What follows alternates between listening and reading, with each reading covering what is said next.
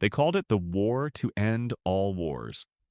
But before that, before the trenches of World War I, before the atomic fire of World War II, there was another war.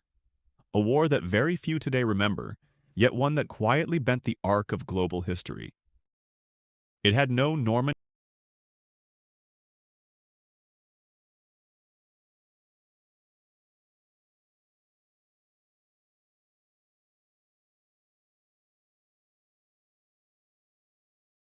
The year was 1853.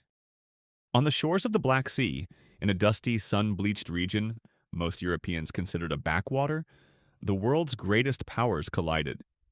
Britain, France, the Ottoman Empire, Sardinia, and on the other side, the rising bear of the East, Russia. Their battleground? A seemingly insignificant peninsula jutting into the sea. This was the Crimean War. And you might be thinking, wait, that's it? But don't be fooled. Because the Crimean War wasn't about Crimea. Not really. It was about pride, about religion, about access to warm water ports and control over dying empires. It was about the old world cracking under the weight of its traditions, and the modern world clawing its way into being. And it all began with a key. Not a sword, not a shot, a key. In 1852, the Ottoman Sultan gave the keys to the Church of the Nativity in Bethlehem, a site sacred to Christians, to the Roman Catholic Church. Harmless, right? Not to the Russian Tsar. He believed it was his divine duty to protect Orthodox Christians across the Ottoman Empire. To him, this was an insult. No, a provocation.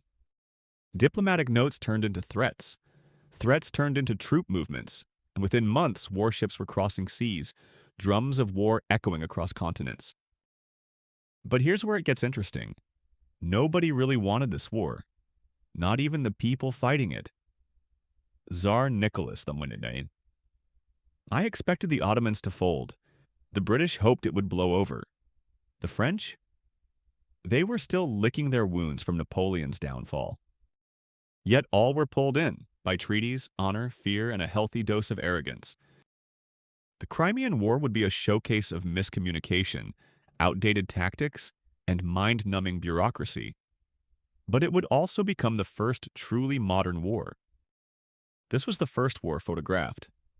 The first with journalists reporting from the battlefield in near real time. The public back home sipping tea and reading newspapers weren't just hearing about war, they were watching it happen. For the first time, the brutality wasn't mythologized, it was visible.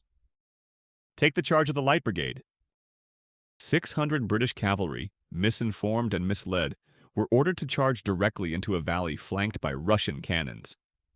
It was a slaughter, but it became legend, immortalized in poetry and pride. Not for its brilliance, but for its blind obedience. Half a league, half a league, half a league onward? But for every heroic charge, there were 10 times as many cold nights, disease-ridden camps, and pointless deaths. Most soldiers didn't die from bullets. They died from dysentery, from cholera, from cold.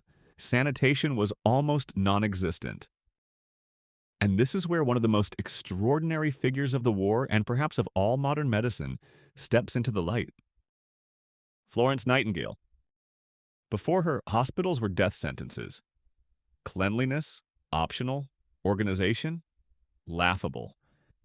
Nightingale revolutionized battlefield medicine, not with scalpels, but with soap, with records, with compassion.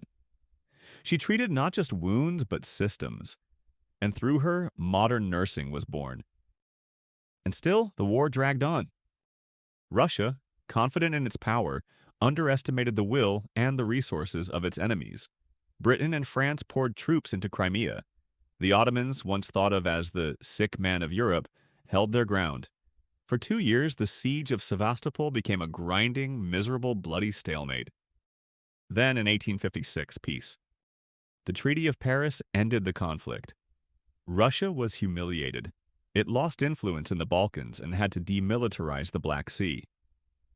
The Ottoman Empire, though temporarily propped up, was mortally wounded. France regained prestige.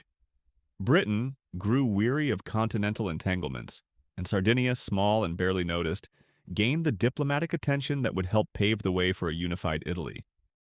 But the real legacy of the Crimean War was not in maps or treaties. It was in the shadows it cast, because this war proved how unprepared Europe's old powers were for modern conflict. Muskets and sabers clashed awkwardly with rifled barrels and iron ships. Cavalry charges looked noble but were suicidal.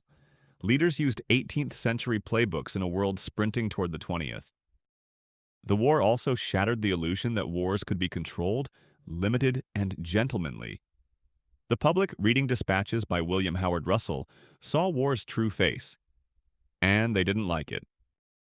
In Russia, defeat led to soul-searching. Tsar Alexander II, unlike his father, saw the writing on the wall. Just 5 years later, he abolished serfdom. In France and Britain, the seeds of modern liberal reform took root, spurred by the war's mismanagement and the public outcry that followed. And then silence.